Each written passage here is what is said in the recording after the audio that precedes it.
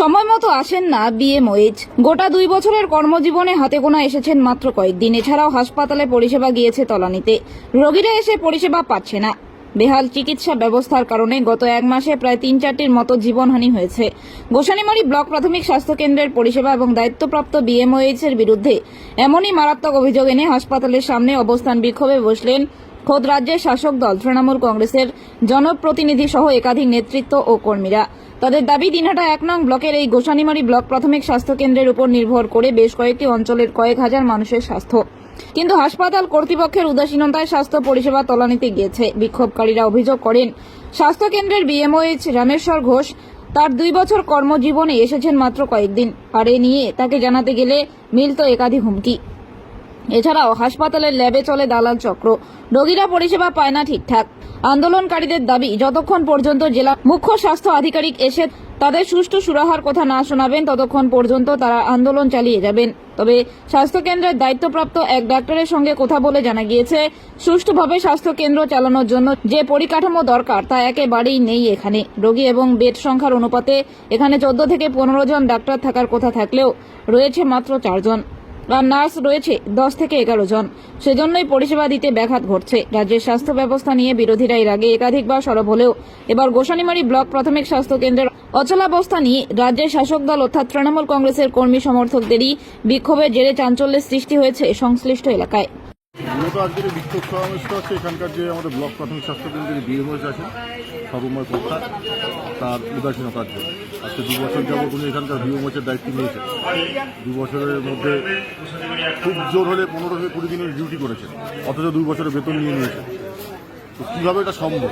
আজকে গত 7 দিনে প্রায় 3 জন রোগী বলতে গেলে বিনা চিকিৎসায় মারা গেছে, ভুল চিকিৎসায় মারা গেছে। তো সেগুলো আজকে যদি গার্জিয়ান না থাকে তো বাকি নার্স বা ডাক্তারদের তো আমি দোষারোপ করবো না। গার্জিয়ানের অভাবে সব হচ্ছে।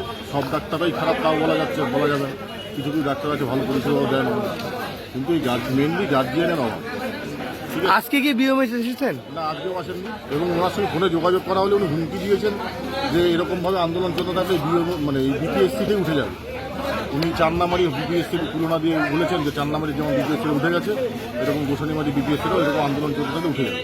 তো আজকে এই সাহসটা পাচ্ছেন কোথায়? সিএমও সাহেবের আমরা দৃষ্টি আকর্ষণ করেছি আগে, ঠিক আছে। আমাদের বিদ্যুৎ কর্মকর্তা ফনুরুল হোসেনকে সঙ্গে নিয়ে আমরা জেলা পরিষদ সিএমও সাহেবের দেখা করেছি, ওনাকে বিষয়টা জানিয়েছি, জানিয়ে কোনো লাভ হচ্ছে না। তো ওই জায়গাটা আমারও একটু সন্দেহ আছে, সিএমও সাহেব নিশ্চয়ই হয়তো ওনাকে লালন পালন করে পুষে রেখেছেন যে তুমি তোমার মতো করে চালিয়ে যাও, আমি দেখে নিচ্ছি। আপনাদের এখন দাবি কি? আমাদের দাবি বিএমওএইচ এখানে পার্মানেন্টলি থাকতে হবে। এখানকার পরিষ্কার একটা রূপরেখা তৈরি করে দিতে হবে, কোন ডাক্তার কখন ডিউটি করবে, কোন নার্স কখন ডিউটি করবে। আজকে রাত্রি 11টা বেজে গেলে আপনার আউটডোরের দরজা তালা মারে দিয়ে হয়, ভেতর থেকে তালা মারে দিয়ে দেওয়া হয়। কিসের ভয়? ভয়টা কিসের? কি নাম আপনার? আমার নাম বিপিন চক্রবর্তী। কবে ভর্তি হয়েছো? ডাক্তার দেখেছে? ডাক্তার কালকে দেখেছিল, আজকে আসলো। আজকে এসেছে ডাক্তার? কখন এসেছে? একটু আগে আসলো। যে কোনো পরিষেবা কি মানে নার্সরা দেখে, সবসময় দেখে? কি নাম? কবে ভর্তি হয়েছেন? আজকে সকালে। এখনো ডাক্তার দেখেনি তো? বিছানায় শুয়ে রয়েছেন, শুধু স্যালাইন চলছে। স্যালাইন কে দিল? আমার সুস্থ করেছে। ডাক্তার কখন আসবে? স্যালাইন তো শেষ এখানে।